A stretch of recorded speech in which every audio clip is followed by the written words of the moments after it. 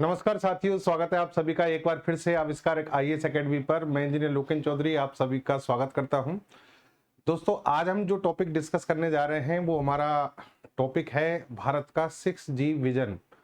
बहुत ही महत्वपूर्ण टॉपिक है। आईसीटी यानी इंफॉर्मेशन एंड कम्युनिकेशन टेक्नोलॉजी के अंतर्गत भारत सरकार ने जो डिसीजन लिए हैं उस पर हम चर्चा करने जा रहे हैं।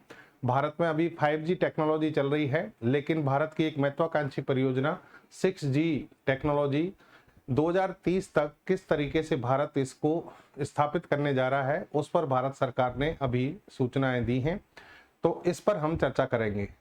6G विजन का मतलब क्या है? देखिए, अंतर्राष्ट्रीय स्तर पर एक संस्था है जिसका नाम है ITU, इंटरनेशनल टेलीकम्युनिकेशन यूनियन।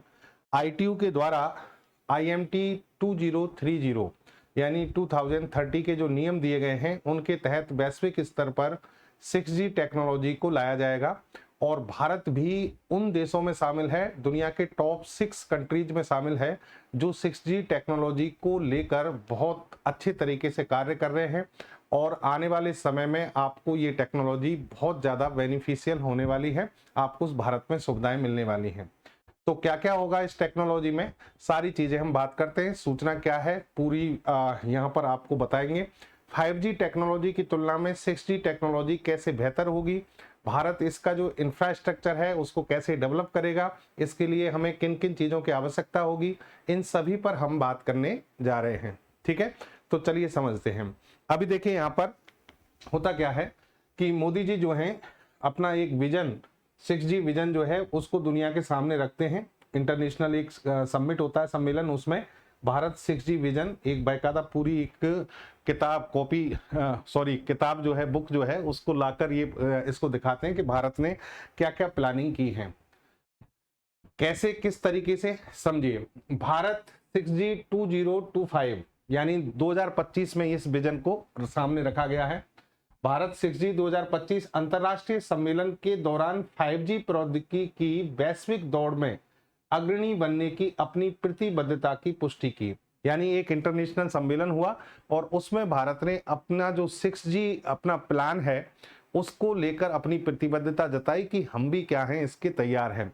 और देखिए, इसको लेकर इतनी महत्वाकांक्षाएं बताई जा रही हैं कि इसको ये कहा जा रहा है कि जो 6G योजना होगी वो एक सभ्यता स्तरीय अवसर है। यानी आप कहने का मतलब ये है कि जब 6G योजना जब लागू होगी तो वो एक पूरी सभ्यता को ही क्या करेगी, परिवर्तित करेगी, इसमें इतनी क्षमताएं होंगी। ठीक है, तो 6G विजन जो है उसके अनुरूप भारत काम कर रहा है, ये इसमें मोदी जी के द्वारा बताया गया।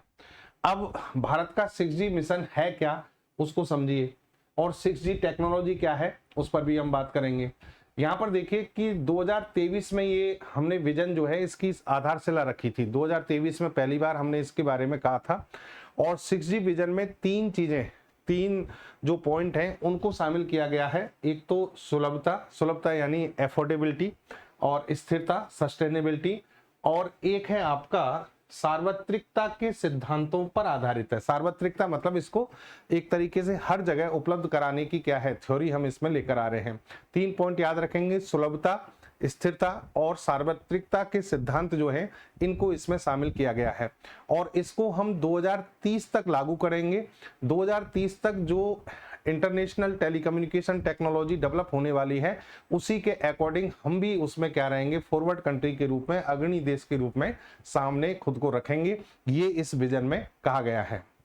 ठीक है, अब देखिए हमारे यहाँ पर जो अगर आप 6G प्लान को लागू करना चाह रहे हैं तो ऑब्वियस सी बात है कि अभी जो 5G प्लान चल रहा है, हमारे यहाँ पर 5G टेक्नोलॉजी चल रही है, उसको हमें क्या करना होगा, उसी में सुधार करना होगा, उसको विस्तारित करना होगा। एक्चुअल में देखिए, किसी भी टेक्नोलॉजी को जब संचार की बात होती है, दूर संचार टेलीकम्युनिकेशन की बात होती है, और जब हम अपग्रेड करते हैं एक एक हम कह सकते हैं कि इनकी जो एक तरीके से योजनाएं जब क्या होती हैं, अपग्रेड होती हैं, तो उसमें दूर संचार के क्षेत्र में किन किन चीज़ों को विस्तारित किया जाता है। पहली बात, स्पेक्ट्रम। स्पेक्ट्रम का मतलब होता है एक फ्रीक्वेंसी बैंडविड्थ। फ्रीक्वेंसी की जो बैंडविड्थ है उसको बहुत ज़्यादा विस्तारित किया जाना चाहिए। जैसे 4G 3G से ज़्यादा 4G में स्पेक्ट्रम था, 4G से ज़्यादा 5G स्पेक्ट्रम बना, फिर 5G से ज़्यादा आप किस में आएगा 6G में। और ये स्पेक्ट्रम डिपेंड करता है दूर संचार उपग्रहों पर, यानी जो आपके कम्युनिकेशन सैटेलाइट्स हैं उसमें किसी देश की कितनी क्षमता है उसके अकॉर्डिंग आपका स्पेक्ट्रम डेवलप होता है। और जो कम्युनिकेशन सैटेलाइट्स होते हैं उनके अंदर डिवाइस होते हैं जिनको कहते हैं ट्रांसपोंडर। ट्रांसपोंडर जो डिवाइस होते हैं वो सिग्नल को रिसीव करते हैं और फिर वापस से पृथ्वी पर भेजते हैं।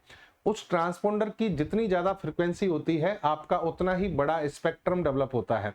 तो भारत को जब 5G से 6G में ट्रांसफॉर्म करना है, जाना है, तो पहले स्पेक्ट्रम को बढ़ाना होगा, स्पेक्ट्रम की क्षमता को बढ़ाना होगा और उसके लिए कम्युनिकेशन सैटेलाइट भेजने होंगे। तो बात आती है कि क्या हम तैयार हैं? तो देखिए, इसरो पर तो किसी प्रकार का कोई सवाल उठाया ही नहीं जा सकता। जो भारत की अंतरिक्ष एजेंसी है ISRO, Indian Space Research Organisation, उसने पहले से ही इतनी तैयारियां कर रखी हैं कि कम्युनिकेशन सैटेलाइट्स की हम बात करें, हम 6G तो छोड़िए 7G 8G पर भी जाएं तो इसरो पीछे नहीं हटेगा। यानी सैटेलाइट्स जो हैं उनके बारे में हम निश्चिंत हैं, सैटेलाइट हमें अवेलेबल हो जाएंगे। दूसरी बात आती है इंफ्रास्ट्रक्चर। इंफ्रास्ट्रक्चर का मतलब होता है पृथ्वी पर जो इंफ्रास्ट्रक्चर बनता है। पृथ्वी पर इंफ्रास्ट्रक्चर में जैसे कि आपके ये 5G टावर हैं, 4G टावर हैं जो हमने लगाए थे, इनके बिना आप संचार नहीं कर सकते। तो टावर जो, क्योंकि टावर कनेक्ट होता है, वीसैट टर्मिनल लगते हैं, ये किससे कनेक्ट होते हैं? सैटेलाइट से। तो पृथ्वी पर टावर लगाने पड़ेंगे आपको, उसमें आपका पैसा खर्च होता है। ठीक है, तो जिन कंपनियों को हम स्पेक्ट्रम नीलाम करते हैं, भारत सरकार क्या करती है? स्पेक्ट्रम की नीलामी करती है और उसको प्राइवेट सेक्टर या गवर्नमेंट सेक्टर की जो कंपनियां हैं वो खरीदती हैं। जितना स्पेक्ट्रम जो कंपनी खरीदती है वह उसके हिसाब से अपना पृथ्वी पर इंफ्रास्ट्रक्चर डेवलप करती है और फिर उपभोक्ताओं को सेवा देकर उनसे पैसा अर्न करती है। तो सबसे बड़ी जो चीज है, सैटेलाइट के तौर पर हम निश्चिंत हैं, लेकिन पृथ्वी पर जो हमारा इंफ्रास्ट्रक्चर डेवलप होगा उसके लिए हमें बहुत प्रयास करने हैं। उसके लिए प्राइवेट कंपनी जैसे मान लो रिलायंस हो गई, एयरटेल हो गई, या दूसरी कोई कंपनी है पब्लिक सेक्टर में आपका BSNL हो गया, इन सभी को स्पेक्ट्रम खरीदना होगा और फिर पृथ्वी पर इंफ्रास्ट्रक्चर डेवलप करना होगा। लेकिन 6G प्लान बहुत ज़्यादा एडवांस होने वाला है, उसके लिए तैयारियां बहुत ज़्यादा करनी होंगी, उसके लिए पहले चीज़ों को सीखना होगा। तो उसके लिए भारत सरकार बहुत ज़्यादा प्रयास कर रही है और 9 वर्ष का एक विजन हमने शुरू किया है। 9 साल का ये विजन होगा, यानी 2000 आपका, यानी अभी 2030 तक चलेगा। ठीक है, और 2030 तक हम सारी चीजें पहले क्या कर लेंगे? डेवलप कर लेंगे और फिर 2030 में 6G मिशन जो है वो क्या होगा? आपका स्टार्ट हो जाएगा। 5G जो है उससे हमने बहुत कुछ सीखा है, उसी की जो हमारी जो बेसिक चीजें थी उसी पर आधारित हम 6G को डेवलप करने जा रहे हैं। तो यहाँ पर देखिए, भारत की मजबूत 5G आधारशिला पर आधारित है। कौन सा? 6G विजन, जिसके अंतर्गत वर्ष 2024 तक 4.35 लाख से अधिक 5G बेस स्टेशन स्थापित किए जा चुके हैं। यानी 5G का जब हमने विस्तार किया ना, वो हमारे लिए एक बहुत हम कह सकते हैं 6G की जो सफलता है उसकी आधारशिला 5G से रखी गई है। 5G के अंतर्गत हमने 2024 तक ये कह रहे हैं 4.35 लाख क्या किए, बेस स्टेशन डेवलप कर लिए हैं, जो सबके सब किस में काम आने वाले हैं? 6G में काम आने वाले हैं। इसका उद्देश्य क्या है? उद्देश्य यानी 6G विजन का उद्देश्य क्या होगा? संपूर्ण डिजिटल पारिस्थितिकी तंत्र, यानी ऑल डिजिटल इकोसिस्टम को डेवलप करना। डिजिटल टेक्नोलॉजी जितनी भी हैं उन सबसे 6G को क्या किया जाएगा? डेवलप किया जाएगा। फिर भविष्य उन्मुख, सुरक्षित और हरित नेटवर्क के माध्यम से परिवर्तन लाना। देखिए यहां पर दो चीजें समझिए आप। एक तो सुरक्षित का मतलब देखिए, आपको बता दें कि 4G से ज्यादा 5G टेक्नोलॉजी ज्यादा सुरक्षित है, यानी इसमें डेटा लीक होने की संभावना कम है।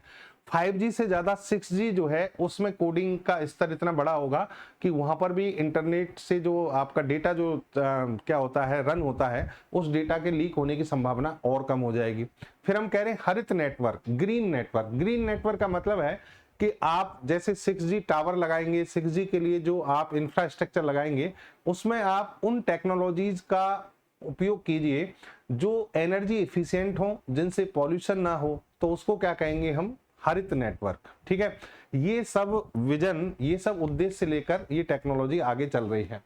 5G जो टेक्नोलॉजी है, अगर इस पर हम एक थोड़ा सा ध्यान दें, देखिए 4G में बहुत सारी फैसिलिटी हमको मिली थी, लेकिन 5G नेटवर्क के आने के बाद जो एडवांस टेक्नोलॉजी है उन क्षेत्रों में हमारा डेवलपमेंट हुआ, जैसे कि cloud computing, data centre develop किए गए। क्लाउड कंप्यूटिंग का मतलब है कि आपके पास में डेटा को स्टोर करने के लिए क्लाउड दिया गया, ठीक है, और उसकी रेंज बढ़ाई गई क्लाउड की, तो आप उस डेटा का उपयोग कर पाते हैं।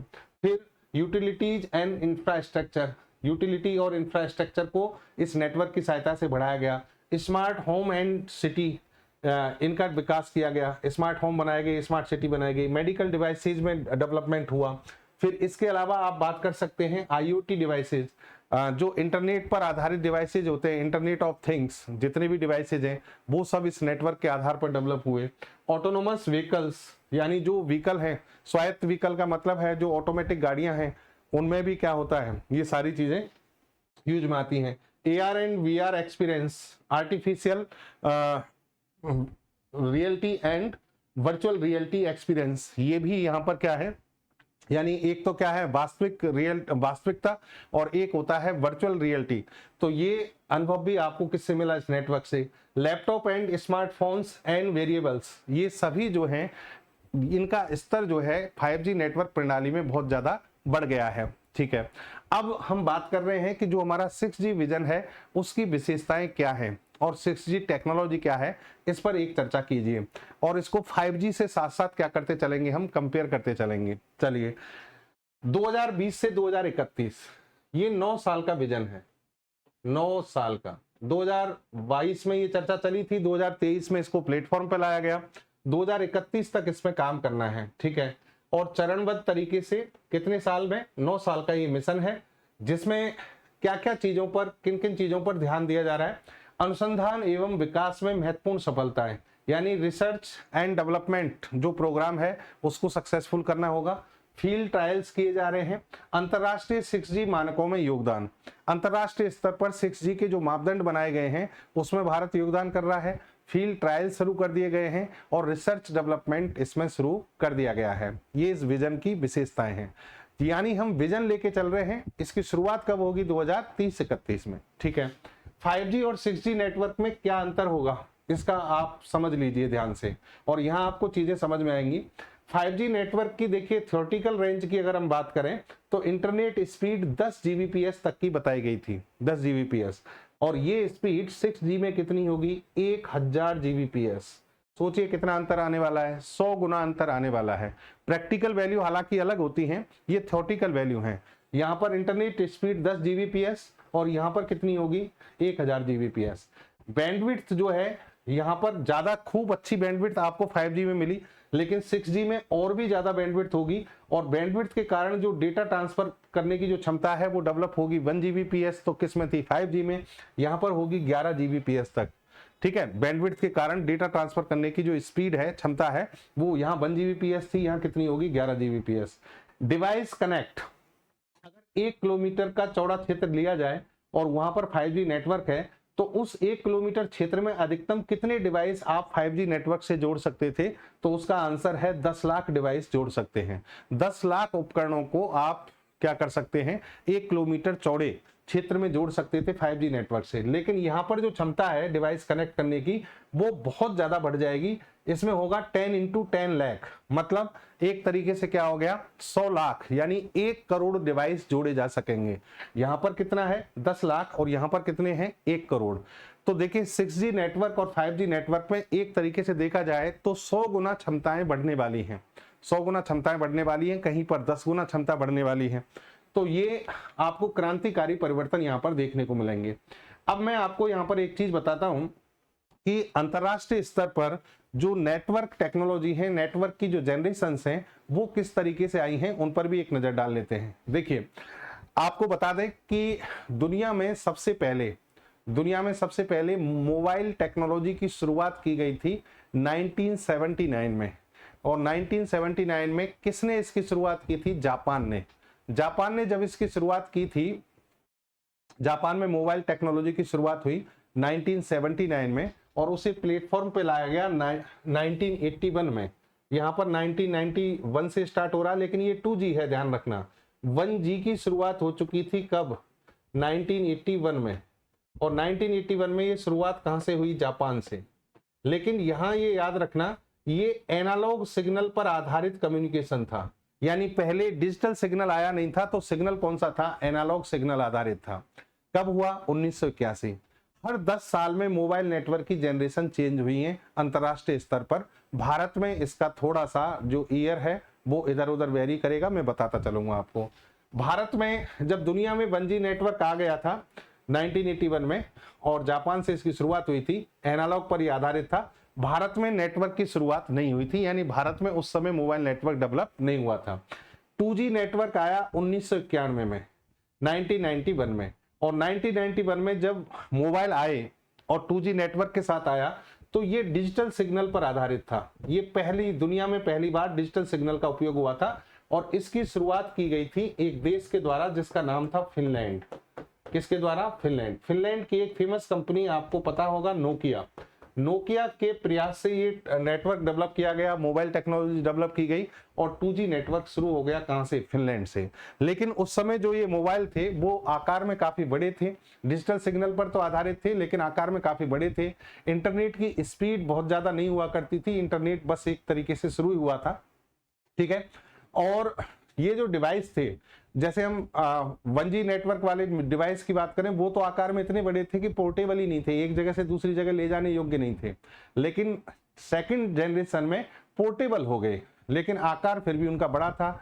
इंटरनेट की स्पीड बहुत कम थी, आप उसमें बहुत ज्यादा सुविधाएं नहीं प्राप्त कर सकते थे, स्मार्टफोन वाली कोई सुविधा उसमें नहीं थी, केवल आप मैसेज लिख सकते थे, थोड़ा बहुत इंटरनेट चलाते, लेकिन उसमें बफरिंग बहुत ज्यादा होती थी, लेटेंसी बहुत ज्यादा थी। लेटेंसी का मतलब इनपुट आउटपुट के बीच में समय, आपने इनपुट दिया तो आउटपुट कितनी देर बाद आपको मिलेगा, वो समय काफी ज्यादा था, ठीक है साहब।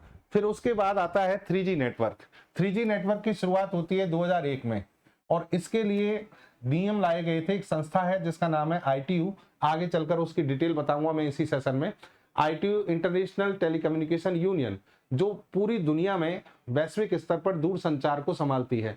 ITU जो है उसके द्वारा नियम लाए गए थे जिनको कहा जाता है IMT 2000। IMT 2000 नियमों के तहत 3G को लाया गया, और 3G 2001 में शुरू हुई। लेकिन भारत में 3G की शुरुआत 2007-8 में हुई है। 2007-8 के आसपास भारत में 3G स्टार्ट हुआ है ट्रायल बेस पर, और फिर धीरे धीरे डेवलप 2010-11 में हुआ है, ठीक है। 3G के बाद भारत में 4G स्टार्ट हो गया था, ट्रायल स्टार्ट हो गए थे 2013-14 में, ठीक है। लेकिन वैश्विक स्तर पर 4G कब आ गया? 2010 में। और देखिए, जब 3G और 4G नेटवर्क हमारे पास आए तो उस समय हमारे पास में क्लाउड कंप्यूटिंग, स्मार्टफोन्स की, इन सभी की फैसिलिटी हमें क्या हुई थी? मिल गई थी। और internet protocol television, HD TV, high definition television, ये सब सुविधाएं हमें प्राप्त होने लग गई थी।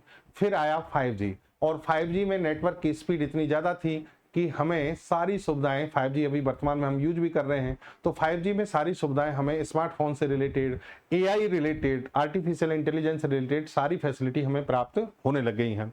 और इसकी शुरुआत 5G की हो गई है 2022 में, ठीक है। वैश्विक स्तर पर आप 2021 मान सकते हैं, भारत में 2022 में। अब 6G कब आने वाला है? संभावित डेट है 2030, और इसमें AI स्केल को इतना बढ़ा दिया जाएगा कि आपके जो डिवाइस हैं वो पूरी तरह से आर्टिफिशियल इंटेलिजेंस पर काम करेंगे, कृत्रिम बुद्धिमत्ता पर काम करेंगे। क्लियर? चलिए, अब आपको एक और चीज बता दें, जो मैंने बताया था कि संचार उपग्रह छोड़े जाते हैं, ट्रांसपोंडर उसमें भेजे जाते हैं, और उनकी एक फ्रीक्वेंसी रेंज होती है, और उससे एक स्पेक्ट्रम डेवलप होता है। स्पेक्ट्रम का मतलब फ्रीक्वेंसी रेंज। उसी फ्रीक्वेंसी रेंज पर किसी भी देश की संचार व्यवस्था विकसित होती है, निर्भर करती है।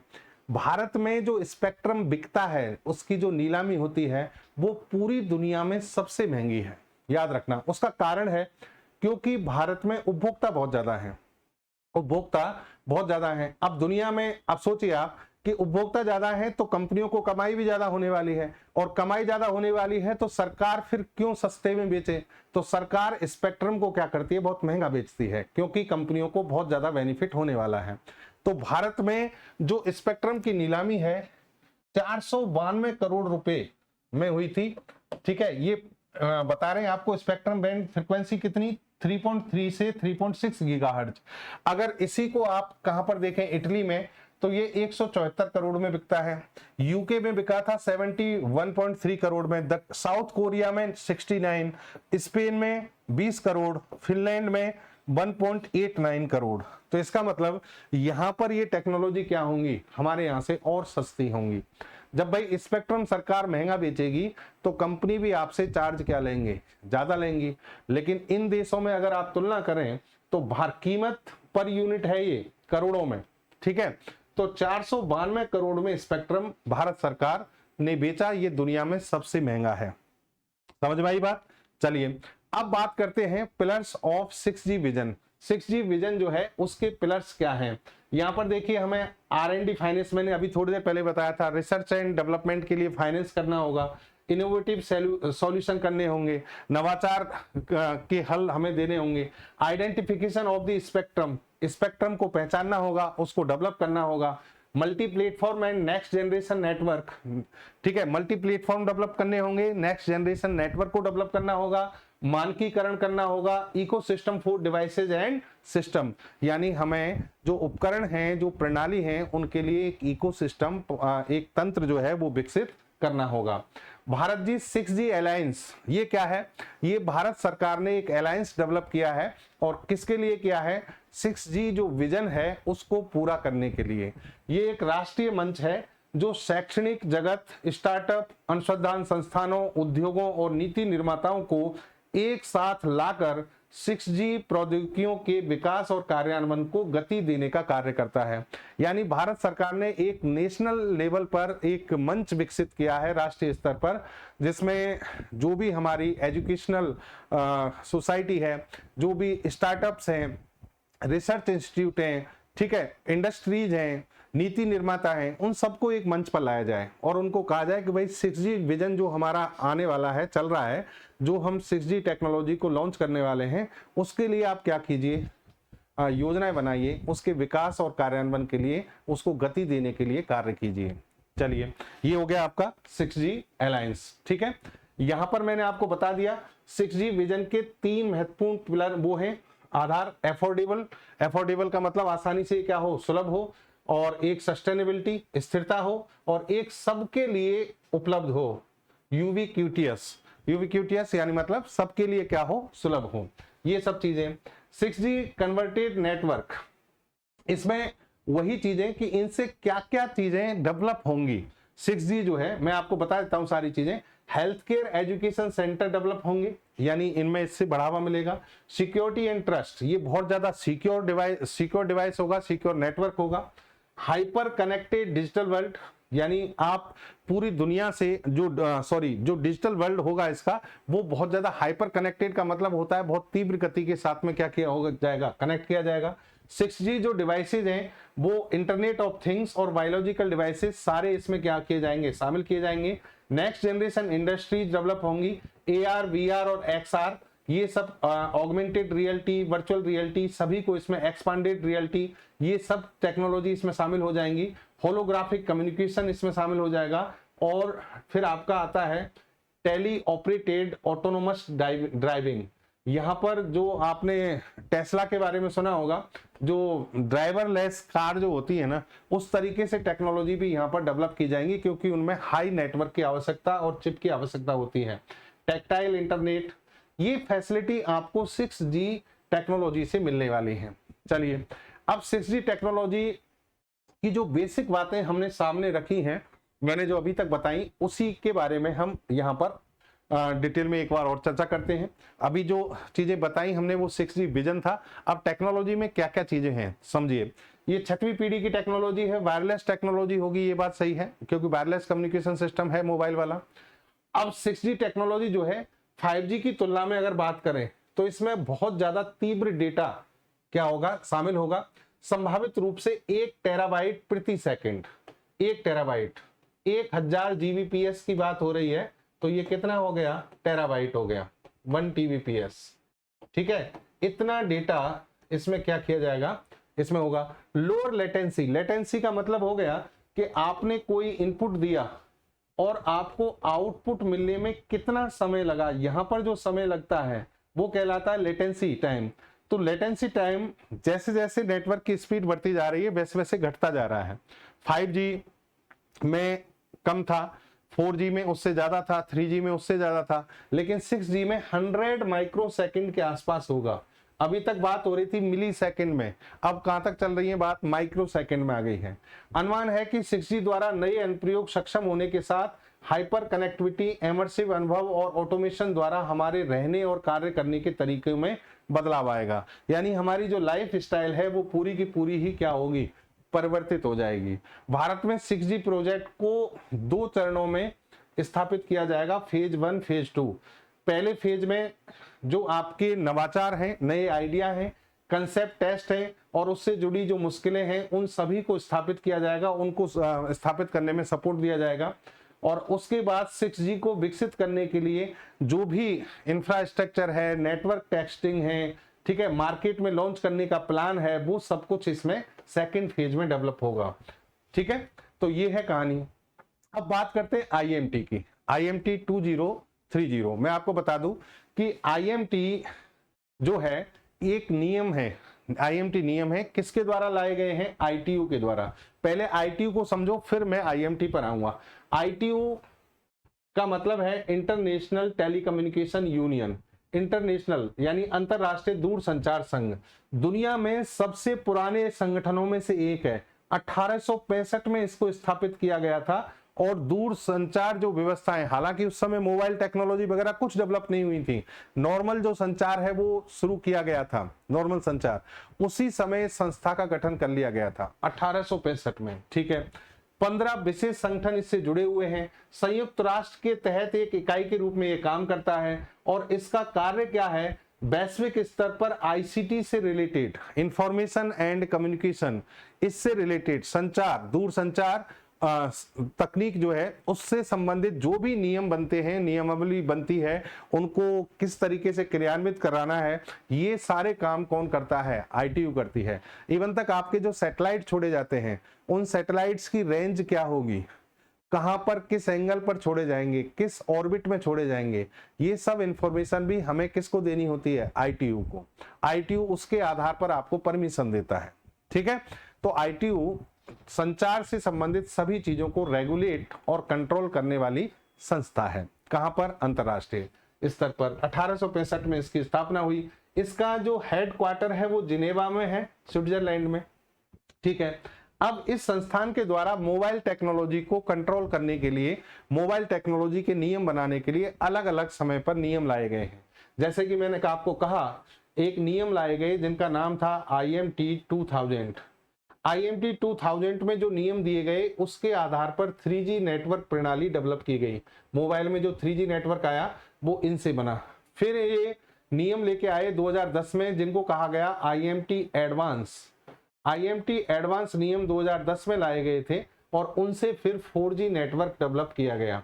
अब इन्होंने नेटवर्क के लिए IMT 2030 ये नियम बनाए हैं, इंटरनेशनल मोबाइल टेक्नोलॉजी 2030।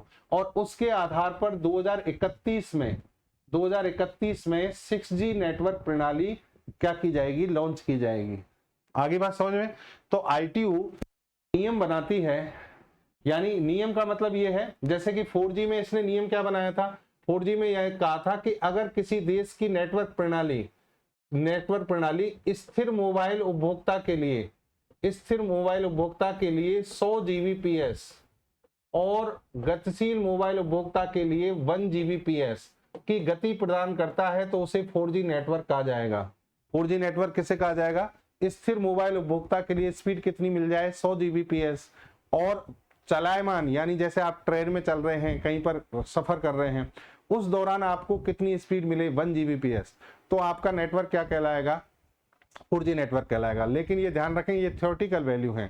थ्योरेटिकल का मतलब सैद्धांतिक मान होते हैं जो आइडियल होते हैं, उतनी प्रैक्टिकली मिलती नहीं है, प्रैक्टिकल वैल्यू बहुत कम होती है। तो प्रैक्टिकल वैल्यू, लेकिन जितनी थ्योरेटिकल वैल्यू ज्यादा होगी उतनी ही अकॉर्डिंग आपको प्रैक्टिकल वैल्यू ज्यादा मिलेगी दूसरी तकनीक की तुलना में। तो इस तरीके से हर टाइम पर इनको अपग्रेड किया जाता है। तो आप समझ गए होंगे ITU का क्या रोल है, भारत का 6G विजन क्या है, कब तक लागू होने वाला है, और भारत दुनिया की टॉप 6 कंट्रीज में इसमें शामिल है। उम्मीद करता हूं ये टॉपिक आपको समझ में आया होगा। सभी विद्यार्थियों से, दोस्तों से ये हमारा आग्रह है कि आप चैनल पर नए हैं तो चैनल को सब्सक्राइब कर लें और अपने साथ के विद्यार्थियों को, साथ के दोस्तों को, सभी को ज्यादा से ज्यादा आप इसको शेयर करें, क्योंकि ये जो नॉलेज है ये सभी लोगों के काम आने वाली है। और मिलते रहेंगे अच्छी जानकारी के साथ नेक्स्ट टाइम। धन्यवाद।